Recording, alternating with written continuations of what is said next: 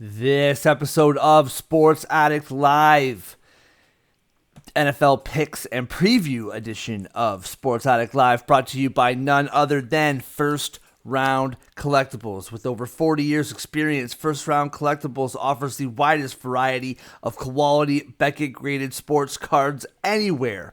Representing 10 major sports, First Round has all your favorite players from all your favorite teams at great prices. We are proud of our knowledgeable staff and top-rated customer service, and our reviews vouch for our integrity. Visit us today at firstroundcollectibles.com and find your heroes. That's the number one, ST roundcollectibles.com. First Round Collectibles, sports cards for sports fans. Yeah. Let's go. We just gotta go hard. I go the hardest. I bring the pain. Not what you used to. It's all part of the game. Yeah, I just gotta go hard. I just gotta go hard. Go hard. Yeah. Oh yeah, the beast back. Adrenaline pumping through my veins, can't relax. Original, I am not the same as these cats. I sting them if they never... Hey, welcome. First Round Collectibles, presenting this edition of Sports Addict Live. Thank you so much for joining me on this Saturday morning right now, whenever, wherever you're listening to this. I appreciate it. A little self-deprecating disclaimer here. I always want to say self-defecating, and that's way different meaning than deprecating. Last episode with my buddy Tom Brown, we talked some football, talked some baseball, baseball playoffs starting in just a couple days.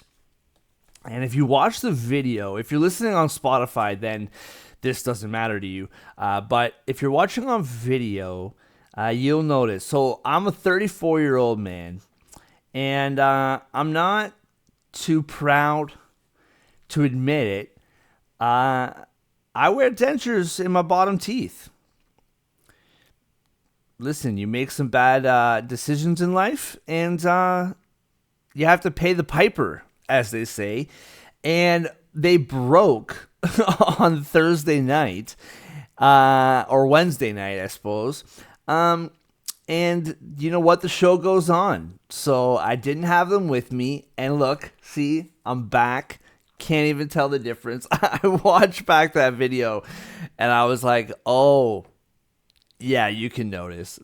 At first I was like, maybe they can't notice, but no, you can notice.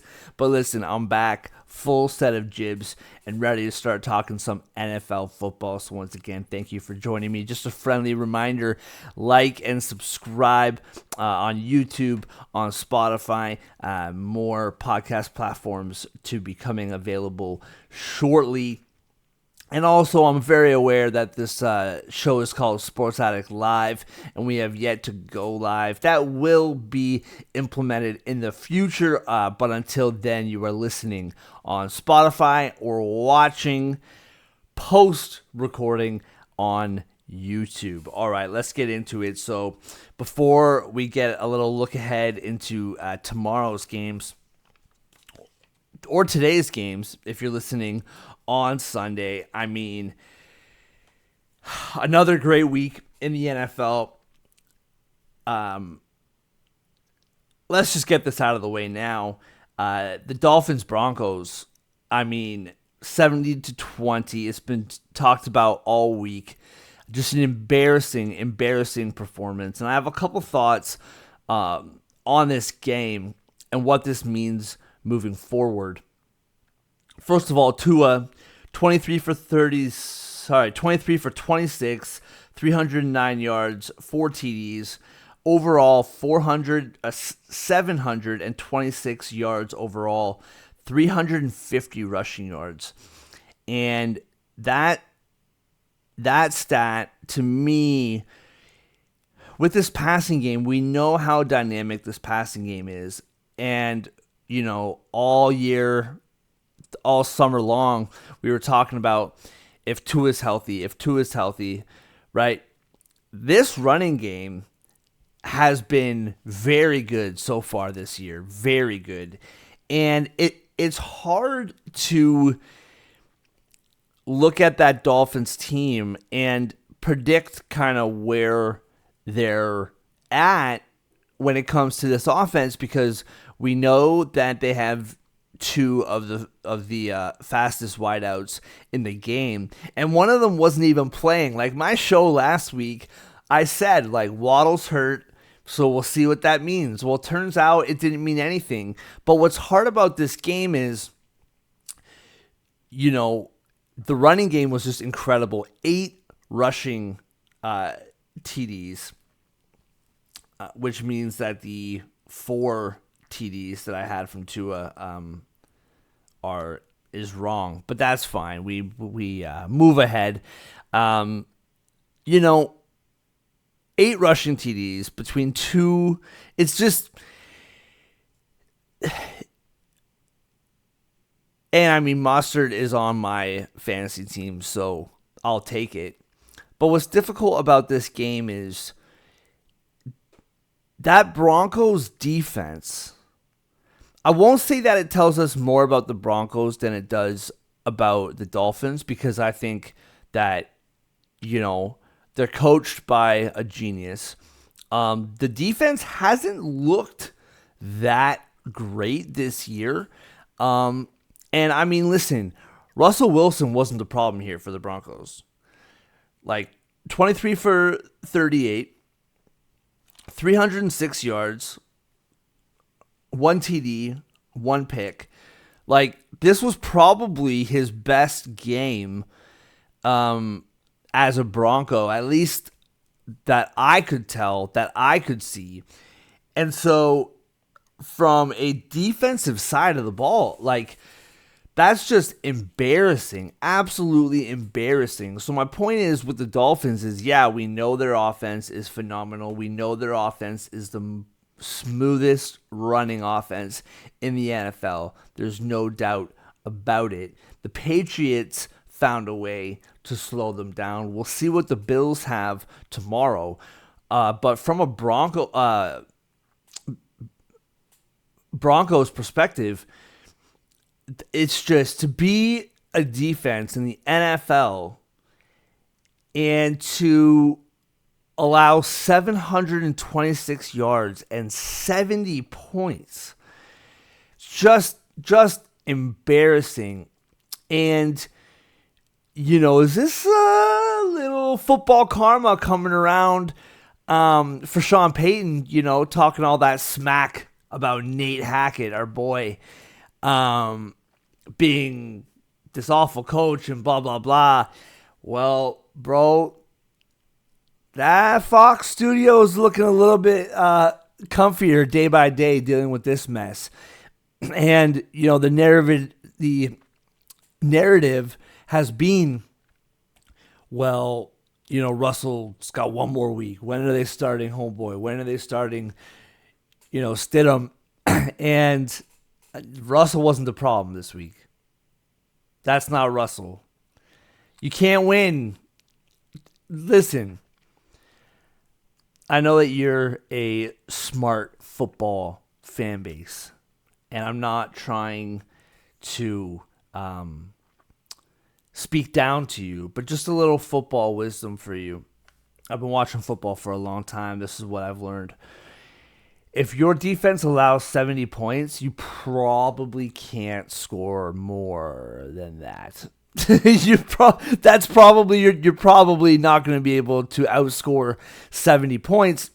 And what I find hilarious, and a little side note part of this game, is Mike McDaniels, has the chance to go for the record. And this has been talked about. I'm sure you've heard about this, right? He has the chance to go for the record.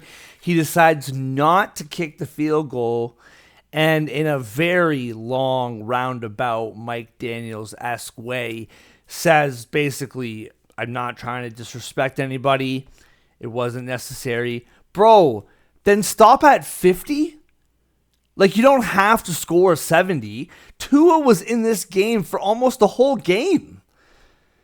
Like, at 50-20, like, he doesn't need, especially with the concussion problems, like, he doesn't have to be in there, right? Now, I have no problem running up the score. If you want to run up the score, run up the score. You are better. They can't stop you. Score until they stop you. I have no problem with that whatsoever.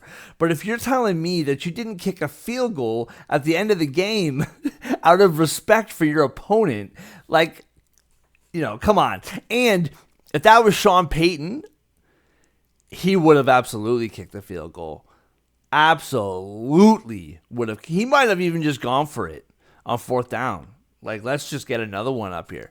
So, yeah, it's obviously an incredible game from the Dolphins, and there's lots to learn about this offense. But it is hard to say, like, okay, they put up 70 against the Broncos. What does that mean for the game today? I mean, right? Like, what do you say? Like the Buffalo defense it's not my favorite defense, but it's much better than and this is the part that is weird to me is the Broncos defense was the staple of this team for all those years, right? Like last year, like the defense did its part last year. It was Russell that didn't pick up his slack, right? The defense played great. They're winning games 11-10 and 16-9, and they're winning low-scoring games at the beginning of the year and then losing low-scoring games as the season went on. And that's not that, like, this year it's been a horrendous defense. And yeah, that's embarrassing, man. How do you even, like, just a tough way to lose. Dolphins in Buffalo tomorrow rather, and I don't have the stones to pick this game. Like, I'm leaning Buffalo. I just think, this is a game where Josh Allen has to, keep being his normal self. That defense last week against the Commanders was phenomenal. Obviously, this is a much better team, but this offensive line, as good as the running game has been and as good as the passing game has been, this offensive line for the Dolphins is gettable. But we could just be, overthinking it, and the Dolphins are going to win by a touchdown plus. But really fascinated to watch that game. Another game that I think is really, really fascinating tomorrow is Baltimore and Cleveland. You got 2-1 teams here. Cincinnati's 1-2. And we know all their different issues. So this game's a really important game early in the season for, these two division teams. Last week against Tennessee, Cleveland 27, Tennessee 3. Watson 289 through the air, 2 TDs. By far his best game as a Brown. That was the most Watson-like performance that we've seen since he got back onto the field. It still doesn't really matter to me. Like, the Tennessee team is, who really knows? Like, the defense is a pretty good defense, but then they go out and, did what they do last week. Tannehill is just had an awful game, had a bounce-back game, and then now another awful game.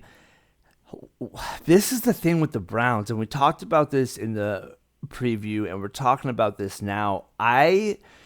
This Browns defense is quickly making a case for the best defense in the league. Now, I know Diggs is out for the Cowboys, and I know that Cardinals game was embarrassing last week. I still, you got Micah Parsons. I still give the edge to the Cowboys for now. But this Cleveland defense is just a beast. And if they can, it was very obvious last week that they were like, all right, we don't have Nick Chubb anymore. But the running game was still pretty good. And I mean, Watson, he's the last guy that I want to root for. It infuriates me still whenever I see the news that was released the other day that they're basically doubling their gambling suspension policy to 2 years, and he gets up to what he got up to, and 13 games. Like it's anyway. I can't get myself back into that mess. But this Cleveland team, if their defense continues to play like that and like they have all year, it's going to be a long season for the people playing the Browns. And this, I picked them to go 6-11 at the beginning of the year, and I could be proved to be incredibly wrong by the time this season's done. And it's not just Garrett. Garrett's obviously their best defender, but that whole defense seems to be stacked. And when it comes to the Baltimore side of this, I know that was a really weird game, and Baltimore is dealing with a bunch of injuries. But that being said, you have to win that game, and you had the opportunities to win that game. And I know that pass interference penalty, or I guess the penalty that didn't happen in overtime, I get it. But that was your game to win all the way through. You were up 19-16 with a couple minutes left. That it didn't have to get to overtime. And I know you got injuries, but yeah, that was your game to win. So for me, in this game, and again, I know injuries, but you're Lamar Jackson. You got to go out and you personally win this ball game. You have to go out and win this ball game. Last I checked, where was it here? The Browns were favored, I thought. Yeah, so it's in Cleveland. Browns are now favored by 1.5. I believe that was 2.5 earlier in the week. And it's hard to not pick the Browns with the way the defense has been playing and the injuries on the defensive side of the ball for the Ravens. It's hard not to go on Cleveland's side. And listen, I love Cleveland. I've been to Cleveland a number of times. Great restaurants, Rock and Roll Hall of Fame, great city. It's hard for me to root for this Watson guy. And if I was a Browns fan, I don't know. I just watching him, I can't. It's frustrating. Now, not the most sexy thing to talk about. Not the most hot topic on the sports radio feeds this week. I like this AFC South division. This is going to be a fun ride. A really fun ride. I can't, Houston goes out 37-17 against the Jags. This Stroud kid's absolutely the real deal. The Texans are incredibly banged up, and they go out, and this Jags team, just a giant question mark. They were runaway favorites to win the division, and people were talking about Tennessee being frisky, and I just didn't see it, and I obviously still don't. The Colts are a team that are coached really well. I believe in Shane Steichen, but that roster just seems a little bit too mix and match for me. And then you got this Houston team where like they play hard, and they're a really fun team to root for.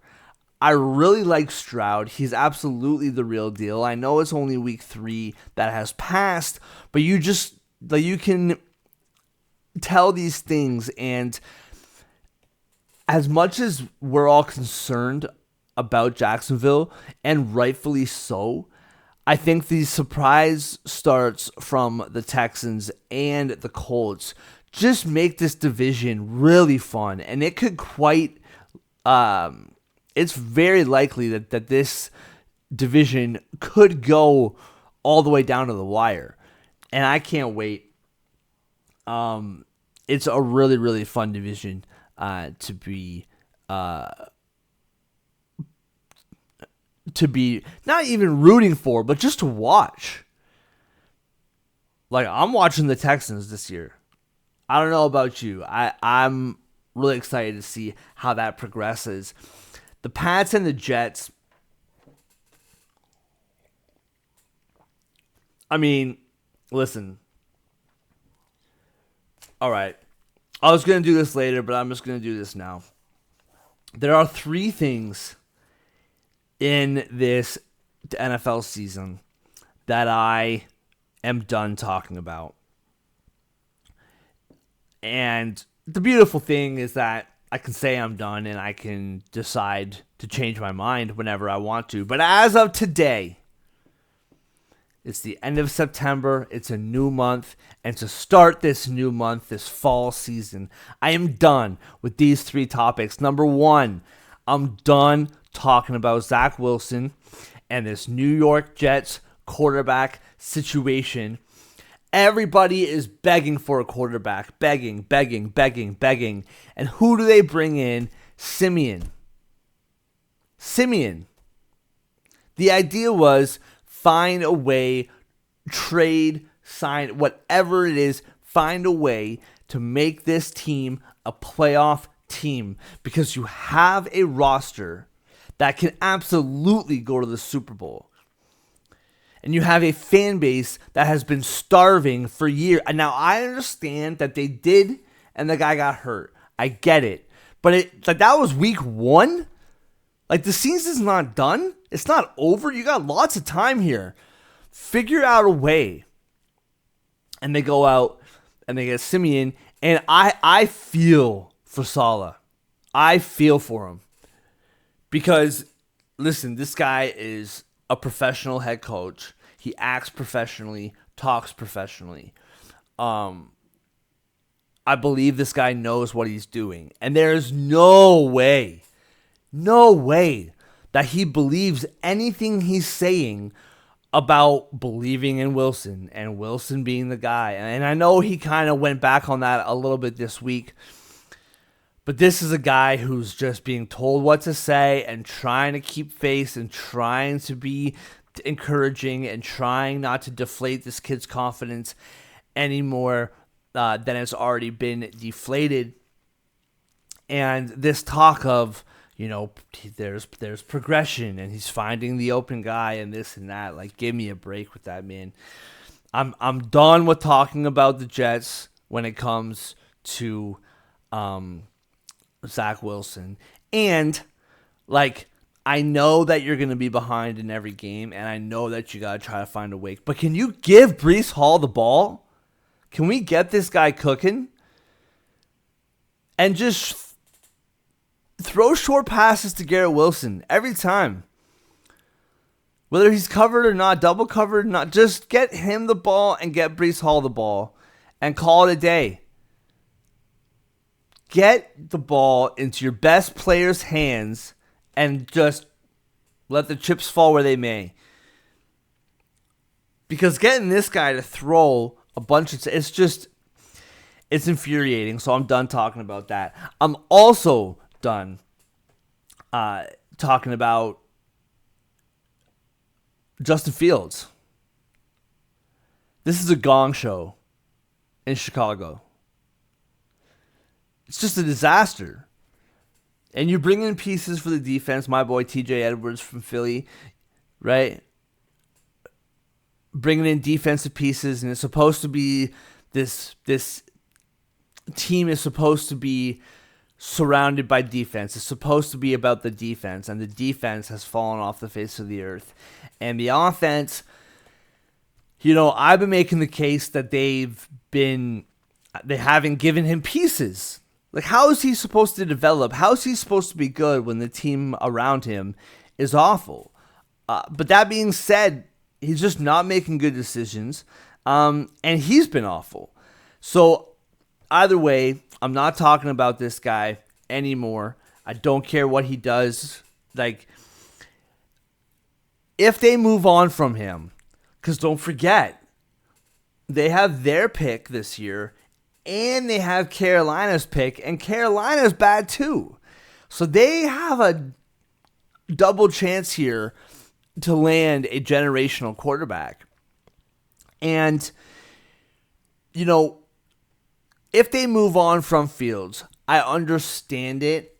I get it. A massive disservice to the kid. Massive disservice. Putting him in this environment and not giving him what he needs to succeed is just a massive disservice to him. And if he does get moved on from, I hope another team who is competent will give him a chance. Because I do think the kid has the skill set to get it done. But it's just not going to get done this way. The third thing that I'm going to talk about, or that I'm done talking about, and I'm less fired up about this topic. Actually, no, that's not true. I actually am pretty fired up about this topic. My buddy Tom Brown and I talked about it on the previous pod in your feed. The tush push. What are we complaining about here? The brotherly shove, as they call it. I guess that was a term that came out in Media Week for last year's Super Bowl. I had never heard it before, and I love it. Like, the brotherly shove. It's clever. Very clever. I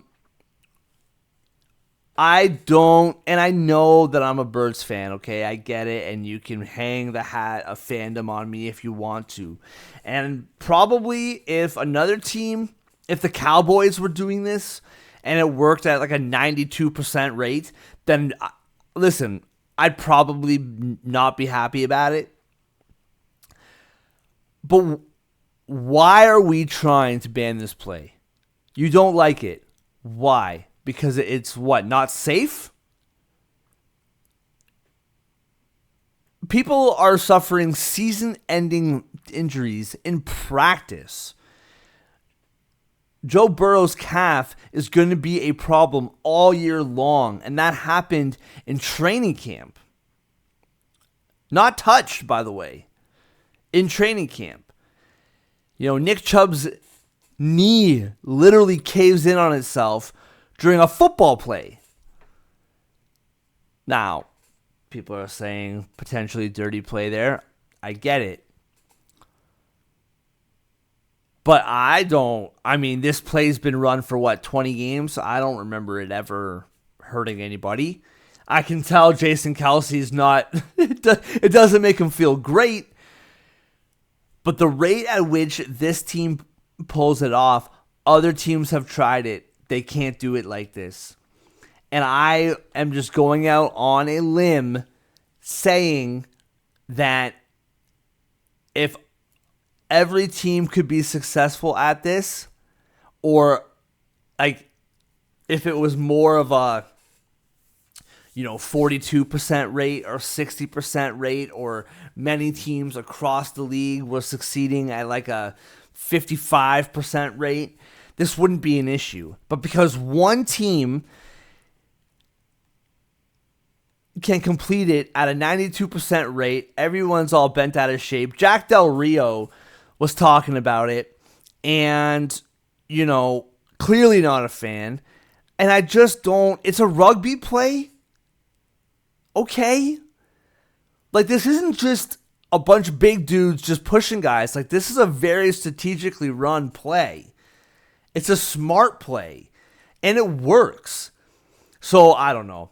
It drives me insane that people keep talking about this. And there's some podcasters and radio hosts who I really, really value, and I listen to every week to hear what they have to say. There's a couple guys in every sport where when something happens, I want to know what these guys think. And when week 4 is done, there's a couple people that I will listen to on Monday to hear what they have to say because I trust what they say. And even those guys are talking about, and I just can't get on board. So those 3 things: Fields, Zach Wilson, and the tush push. Tush push, fine. Fields and Wilson, not so much. All right, moving on. And the whole point of what I was trying to say when I brought up Zach Wilson and I went off on my little diatribe there is this Pats defense is going to get this team wins this year. And I know that it's the Jets. That Pats offense, and I know that their defense, like the Pats defense and the Jets defense, both great defenses. But man, Mac Jones, I don't know about this guy, man. Another situation of not surrounding him with people to throw the ball to. Frustrating. But this Pats offense is in trouble, and I'm really, really curious to see in tomorrow night's game, or tomorrow afternoon's game, or this afternoon's game, depending when you're listening. I'm really curious to see what this Dallas Cowboys defense looks like tomorrow, and can this Patriots defense do what it has to do and keep this game close. Seahawks just keep going.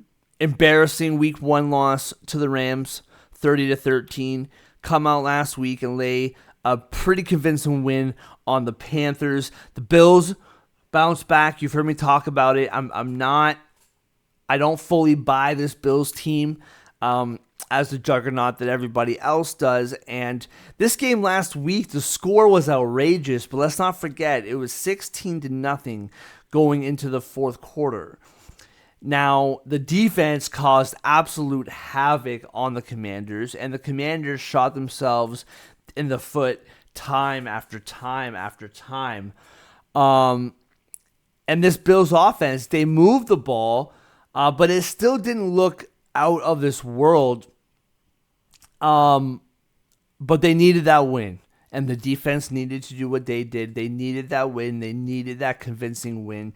Surprised me. I really thought that the Commanders had something going, and I really thought that they could have at least covered that spread. I picked them last week, but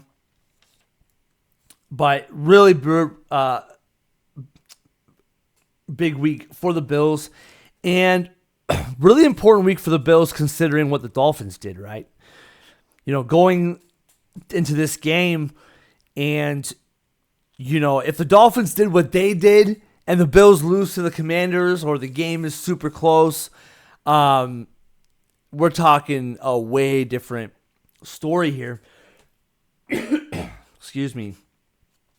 Last little thing to touch on. The Cowboys. I mean, listen. I need a drink before this. Of water. Let me clarify.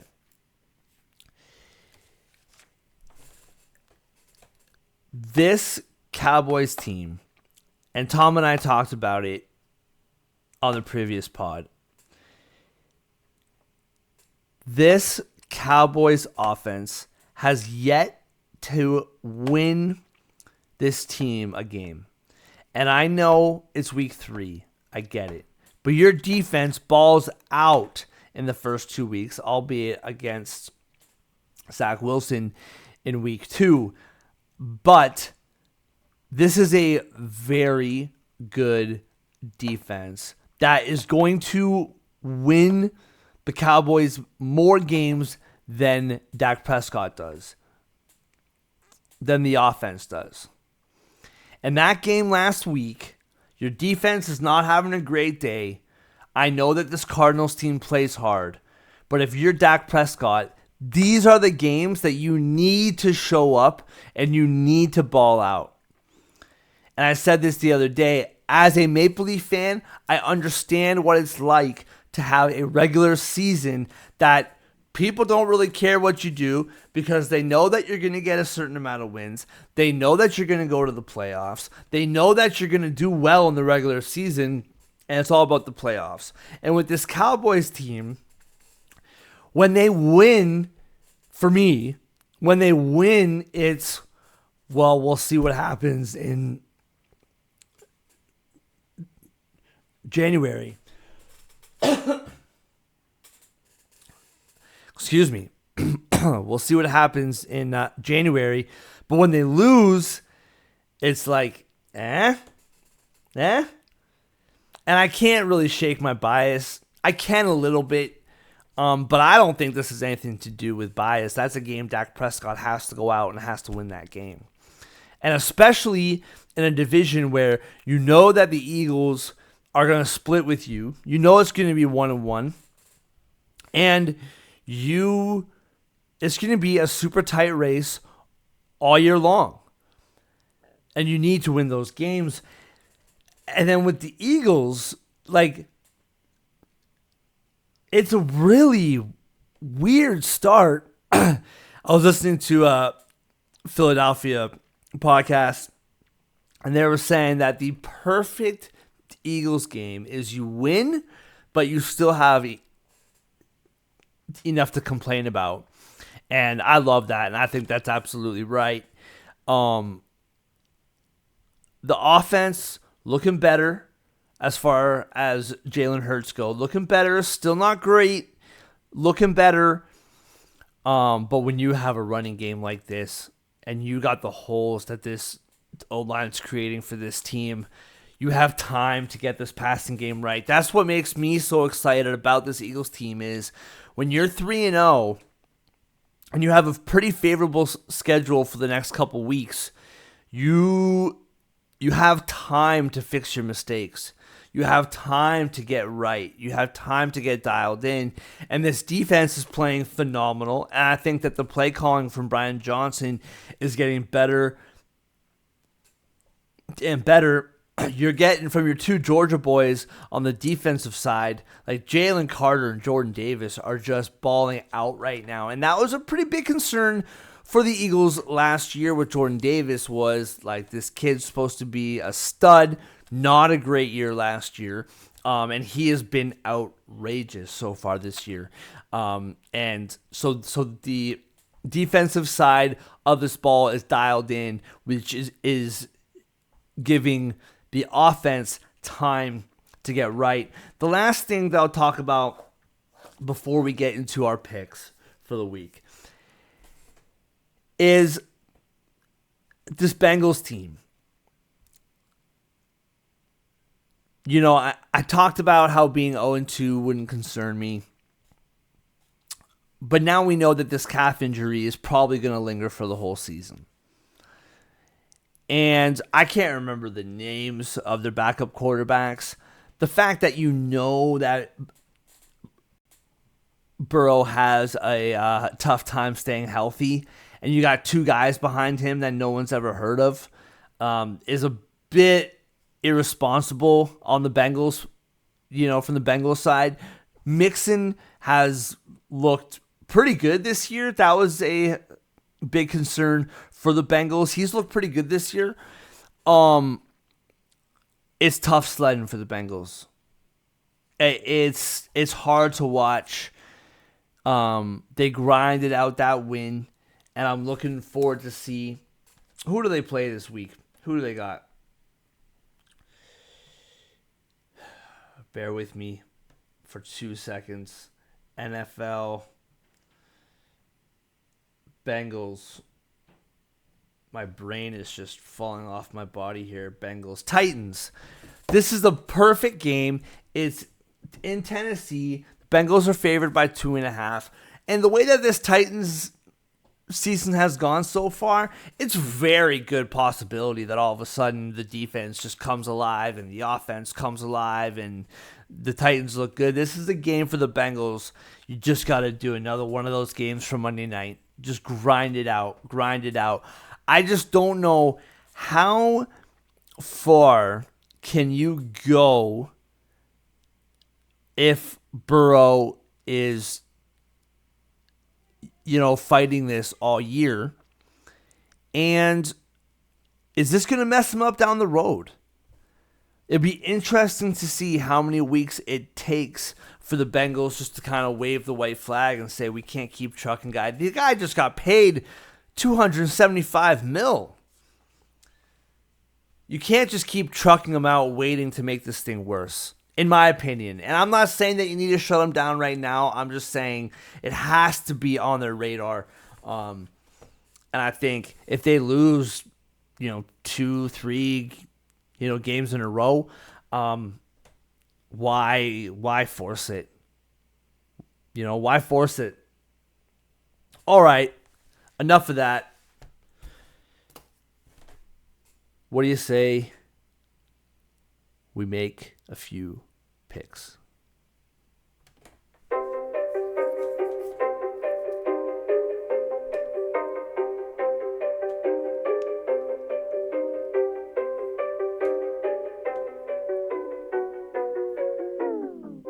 All I hear, go get the money. So I go get it. Hate means I do something right. So I'ma let him. Yeah, I'ma let him. Yeah, I'ma let him. I hit the nail on the head. Yeah, I'ma let him. All I hear, go get the money. So I go get it. Hate means I do something right. So I'ma let him. Yeah, I'ma let him. Yeah, I'ma let him. I hit the nail on the head. Yeah, All right, week 4 picks from your boy. Here we go. We got a 9:30 a.m. game, or 9. I don't know, 9 or 9:30, one of the two. From London, the London Jaguars playing against the Falcons. Jags minus 3-point favorites. I wrote down Jags +3. Minus 3. But I've changed my mind. I'm picking the Falcons plus 3 points. I think the Falcons, tough week last week, still, this Ritter kid still caused some problems, but the running game wasn't good last week. The Lions really stuffed that run, and I don't think the Jaguars do the same thing, and I'm taking the Falcons +3. In the 1 p.m. slot, I'm taking the Bucks +3.5 against the Saints. I think that you got Jameis Winston starting for the Saints this week. He is going to score touchdowns, and he's going to give the ball away. And I think +3.5, you're giving me a field goal plus. I know it's in New Orleans, I believe, but I'm taking the Bucks +3.5. I think what we saw from Baker on Monday is probably closer to what we're going to see from him. However, they still got weapons. They have a good defense. And I just think +3.5 is the move here for the Bucks. 4 p.m. slot, Pats and Cowboys. Now, 6.5 points, to me, is a lot of points, especially after that Cowboys performance and how good this Pats defense is. I'm taking the Pats +6.5. I think the Pats not ball out, but I think this defense can absolutely stop this Cowboys offense. And now that offense for the Pats against the defense from the Cowboys, that's the real question, right? That's the question. I'm not worried about the Pats defense. I think the Pats defense can do just fine with this Cowboys offense. It's what can Mac Jones do? It's what can Mac Jones do? And can this running game find some form of life? We'll see, but I'm picking the Pats plus 6.5. Sunday night. And you know what? I've gone a couple podcasts without even talking about this whole Taylor Swift thing. Listen, self-proclaimed Swiftie over here. I love Taylor Swift. 1989 and Red are two of my top 25 albums. Great records. Great records. Whenever that first track from 89 comes on, Welcome to New York, welcome to, it's been waiting for you. I'm down. Love me some T Swift. But I'm also fortunate enough to listen to 30 hours plus of sports talk throughout my week. And the amount of time that I've had to hear about Taylor Swift and Travis Kelce, I just don't, I don't need it. I get it. And it doesn't make me mad like they're showing her in the box and it's all fine. I just don't really need to hear about it. And here I am talking about it. That being said, -8, and it was -9.5, and as of this morning, it's -8.5 for the Chiefs. Don't really know who's putting money on the Jets here. And I don't love the 8.5 number. I never like betting big numbers, but I just don't see any other way here. I can't in good conscience, and I know that the Jets defense is elite. I know that. But still, if they win this game 20-10, or even 13-3, it's still covering. So I'm picking the Chiefs, -8. And the Monday Night Football game, Seahawks -1.5 against the Giants, and I'm picking the Seahawks. I just haven't seen it from the Giants. I don't like what I see from this team. The Seahawks on the defensive side, not impressive, but I just think the Seahawks come out and win this ball game. A couple quick teasers. In the 1 p.m. hour, Miami from +3 to +9, and Eagles -8.5 to -2.5. Falcons +3 to +9. So that's one tease. Miami +3 to +9. Eagles -8.5 to -2.5. And then for the, I know that the Falcons are in the morning, blah, blah, blah, but I think the Falcons +3 to +9 is the move here. I think the Bucks +3.5 to +9.5. That's two pretty big spreads. Falcons +9 and Bucks +9.5. I love that tease. 4 p.m. hour, I'm going to include the Sunday Nighter in this. Patriots at +6.5, just bump that up to +12.5. I don't like bumping the Cowboys down because I don't trust this offense. But if you're giving me 6.5 for the Patriots, bump that up to 12.5. I'm perfectly fine with that. And Chiefs from -8.5 down to -2.5. You're giving me you win by a field goal. I don't see how that does not happen, which usually isn't a great sign. But that's okay. So Falcons +3, Bucks +3.5, Pats +6.5, Chiefs -8.5, Seahawks -1.5, a Miami Eagles tease +9 and -2.5, Falcons Bucks tease +9 and +9.5, and Patriots Chiefs tease +12.5, -2.5, and I might even add the Chiefs into the Miami Eagles tease. That seems like a pretty wicked tease. So that's it for today. Thank you once again so much for joining me. Really appreciate your time. Please like and subscribe on YouTube, Spotify. Get at me on X at SportAddictMark. You can find me there.